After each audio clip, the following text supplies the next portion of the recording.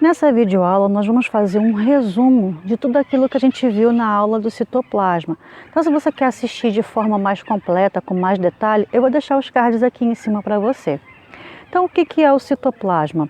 Citoplasma é uma parte da célula semifluida compondo ali água, sais minerais, açúcares, proteínas e algumas moléculas de RNA. Nele também estão inseridas algumas estruturas, como organelas não membranosas e organelas membranosas. As não membranosas, nós temos aí como exemplo os ribossomos, que têm a função de produção de proteínas dentro da célula. Os ribossomos ele pode estar livre ou aderidos a alguma estrutura. Quais estruturas?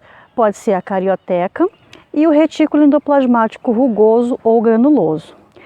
Nós temos também o citoesqueleto. O citoesqueleto é aquele que dá o formato e a sustentação da célula. Imagine uma casa onde tem ali, as colunas dessa casa. As colunas irão sustentar as paredes, irão sustentar o telhado.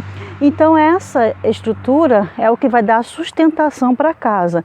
Na célula, quem faz isso é o citoesqueleto, para que a célula não desabe sob o peso dela mesma.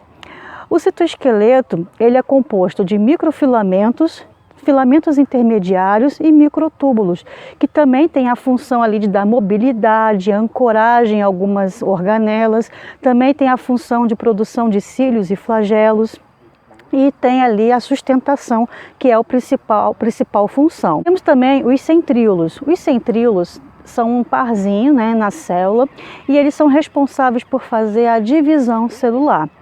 Em volta dos centríolos, nós encontramos o centrosomo, que é o que vai fabricar as fibras do fuso, que também irão participar da divisão celular, na hora de puxar os cromossomos para cada polo da célula, para a célula se dividir. Então, essas estruturas que eu falei até agora são organelas não membranosas. A partir de agora, vamos revisar as organelas membranosas, que tem uma membrana muito parecida com a membrana plasmática da célula, que é composta por uma bicamada de fosfolipídios, igualzinho à da membrana plasmática. A primeira organela que nós vamos revisar é o retículo endoplasmático rugoso ou granuloso. Ele está logo ali coladinho com o núcleo.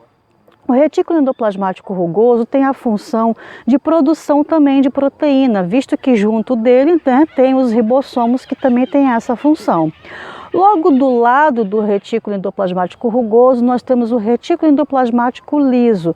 Esses não têm ribossomos aderidos a ele, também conhecido como retículo endoplasmático agranuloso.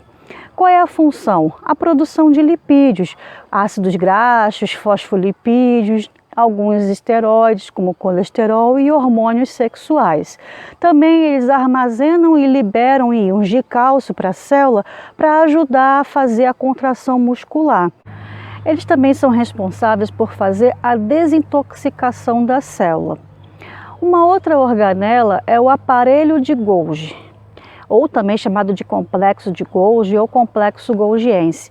Ele vai receber as proteínas que foram fabricadas lá no retículo endoplasmático rugoso. Então, essa proteína vai ser fabricada lá e vai entrar pelo lado do aparelho de Golgi, que nós chamamos de face cis, que é aquela que fica voltada para o retículo endoplasmático rugoso. Ali dentro do aparelho de Golgi, ele vai ser empacotado com uma nova vesícula, vai ser modificado ali para formar uma enzima e ser liberada pelo lado face trans do aparelho de Golgi. Essa proteína que foi modificada, empacotada ali dentro do aparelho de Golgi, sai numa nova vesícula que dá origem ao lisossomo, que é uma outra organela que tem a função de fazer o quê?